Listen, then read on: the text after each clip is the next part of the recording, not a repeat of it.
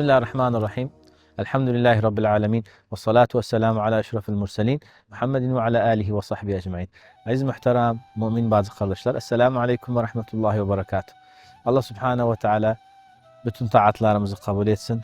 Oruçlarımızı, kıyamımızı, Kur'an-ı Kerim okumamızı, taravih namazlarımızı kabul etsin inşallah teala.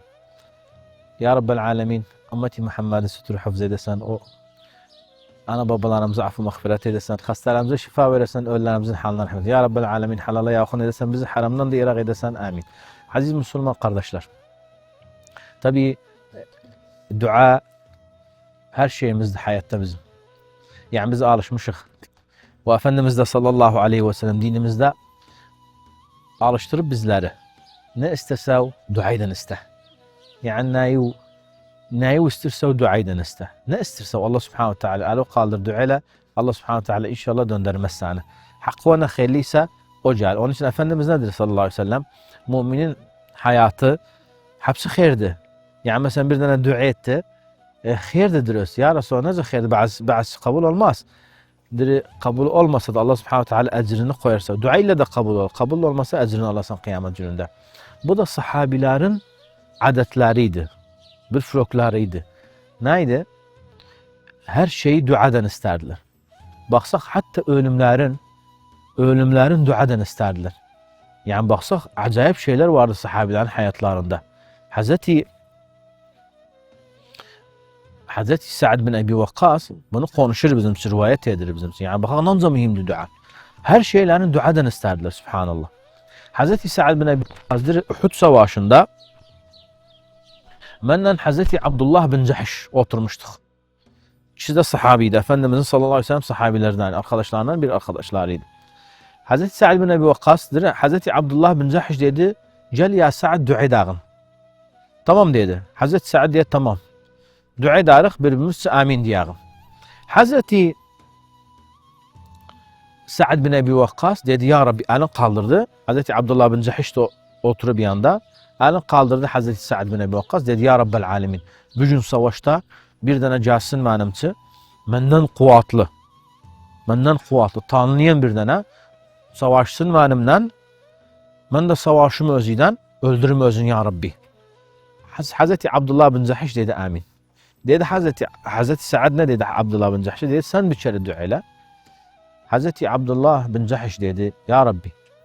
Bugün bir tane gelsin kuvvetli, benden kuvvetli. Savaş edim özden, öldürüm özden. Birden ondan sonra gelsin ya Rabbi. Benden çok kuvvetli. Savaş etsin benimle. Ben de savaş edim özüden. Yani erkek savaşı. İşimiz birbirimizden edağın. Ondan sonra beni vursun ya Rab. Burnumu kessin, kulağımı da kessin. Nece bir duadır. Yani vasf ediri, ölümü ne şekilde olsun. Allah subhanahu üzerine şart ediri. Acayip bir duadır. Yani acayip bir cürattı. Özüne vatık olmasa bu dua etmez. Burnumu kessin, ondan sonra kulağımı da kessin. Ve kıyamet gününde Allah beni dirri edenden sonra bu duadır ha Hazreti Abdullah bin Cahş. Beni dirri edenden sonra sorarsan benden neyiydi? Benim kulaktan burnu uçuptu.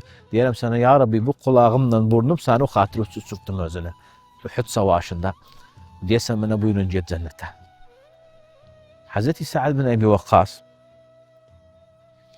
gittim baktım savaştan sonra baktım vallahi Abdullah bin Cahş düşüp kulağıyla burnu kesilipti, yapıştırıblar özün canını. Nece bir duadı. Ve nece Allah subhanahu ve teala kabul edip bunu Efendimiz'den alışıblar. Ud'ullaha ve entum muqinun bil icabe. Onun için her Müslüman bizler ve sizler dua edağın bunlar taçı. Her şeyimiz dua olsun. Dua edağın inşallah Allah kabul eder. Hatta kabul etmezse ve hayır. Yani dua bir de elimiz kaldırak ya Rabbi diyağın bu namazdan çıkmadan suçumuzdan geçesin. Ya Rabbi namazdan çıkmadan boynumuzu ateşten kurtar edesin. Şart edağın kaydı yoktu istiyağın. Tevessül ne demektir? Zelil olmak ne dedir? Talep minel adna ilel a'la minel adna ilel a'la bu dua işte. Yani biz diyağın istiyağ Allah subhanahu teala bu namazdan çıkmadan boynumuz ateşten kurtar etsin ve kabul etsin bizden ve suçlarımızdan geçsin ve kıyamette de inşallah Teala Efendimiz sallallahu aleyhi ve sellemin bayrağı altında haşr etsin bizi Ve ahiru da'vana enelhamdülillahi rabbil alemin. Ve sallallahu ala seyyidina Muhammedin ve ala alihi ve sahbihi ecma'in. Allah'a emanet kalın.